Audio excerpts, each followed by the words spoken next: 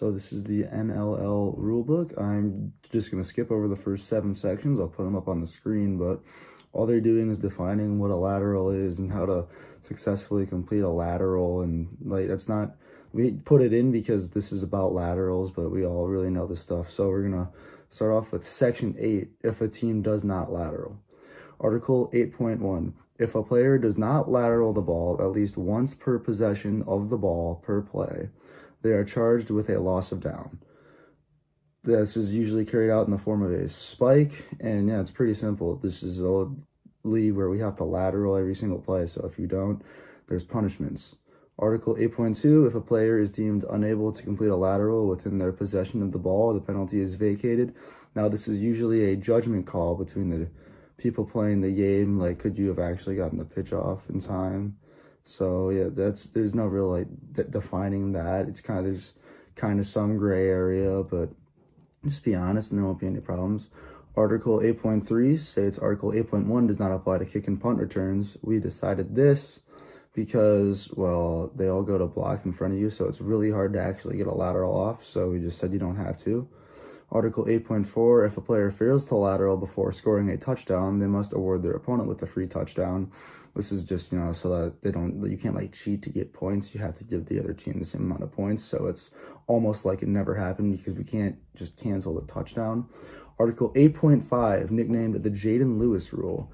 If a player recovers a fumble or intercepts a pass in the opposing team's end zone, no penalty is enforced. This is the Jaden Lewis rule because he was the first player to do this. He actually caught a ball, and I think technically there was maybe like 1 yard, but his momentum carried him forward, and we just ruled it a touchdown because of that. Article 8.6, in the event of a blocked punt, a lateral is not necessary to be completed. This has never come up, and it's hard to get blocked punts, so if you get the blocked punt, we're not going to make you lateral it. And then Article 8.7, nicknamed the Luther Burden rule, if a touchdown is scored illegally, which ends the game will be considered final on the previous play before the touchdown. Now, this rule was added after Luther Burden scored a game-winning touchdown in overtime illegally to win 32-26, so the game was ruled a tie because the game-winning points were scored illegally. Section 9, jersey rulings.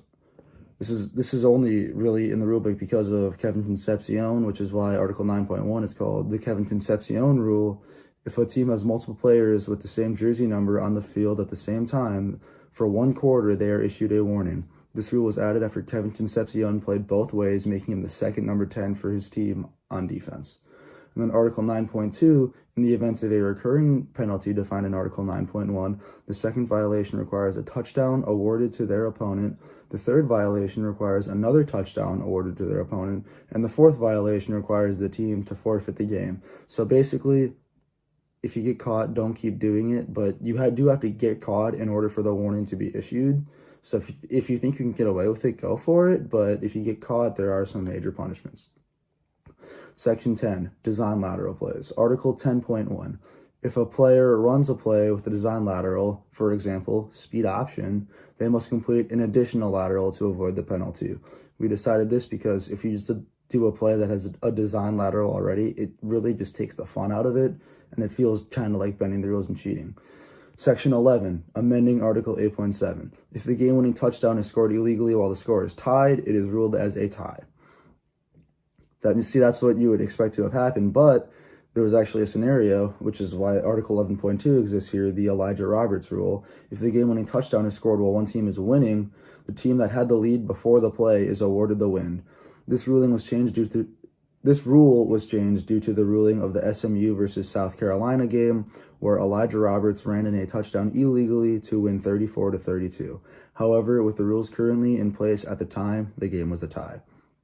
So we had to add that if you score a game-winning touchdown illegally while losing, you do still lose instead of it being a tie, because that game was ruled a tie due to the rules in the place. We had to specify that. Section 12, defensive tackle exception. Article 12.1, the Asian Shepherd rule. If a defensive tackle possesses the football, they are exempt from having to complete a lateral. We added this because who doesn't love when the big guys have the football? It's just the D tackles, though. I don't know, because usually the O-lineman will only get it off of a lateral, so there's no need to put it in there that they don't have to lateral. And also, if Desmond Watson ever gets the ball, you better not lateral the ball with him. He's rumbling to the end zone. Section 13, ban defenses. Article 13.1. Due to it being overpowered, pinch buck O is not allowed to be ran by a defense. If a team runs pinch buck O, they must give the other team 10 free yards in the form of back-to-back offsides penalties. If a team runs pinch buck O while their opponent is less than 10 yards from scoring, they must concede a free touchdown. Now, we added this because pinch buck O basically negated anything you could try to do to like draw up your laterals that you were going to try to get off. So it took all the fun out of the game, so it got banned. Section 14, bans special teams plays.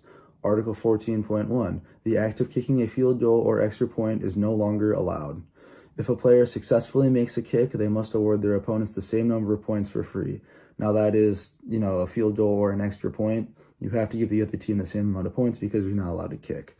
But Article 14.2 states that Article 14.1 does not ban the field goal formation, just simply the act of kicking a field goal. So, yeah, you can come out in field goal formation. I don't really know why, because your opponent will know it's a fake.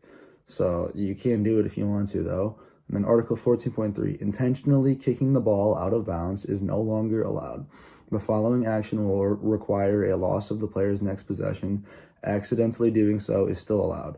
Now, because there will be if you kick it out of bounds, just be honest if you meant to or if you accidentally did it, because cheaters never win, so don't try to cheat. And then Section 15 states that Section 15, fourth down lateral intent rules. Article 15.1, if a player attempts to convert a first down on fourth down, they are penalized with giving the other team the ball. This penalty will be carried out with 4 consecutive spikes. If a player is attempting to lateral and unable to, there is no penalty. Again, that'll be more of a judgment thing, but I feel like it's pretty clear if you throw like a sideline pass that you're not trying to lateral, or if you like sell out to barely get to the sticks instead of trying to get a lateral off, that you're not trying to lateral. So you will be penalized for intentionally not lateraling in the National Lateral League. But yeah, that's just about it for our rule books. We'll have the highlight videos coming out soon, and I hope you guys stay tuned. We'll see those.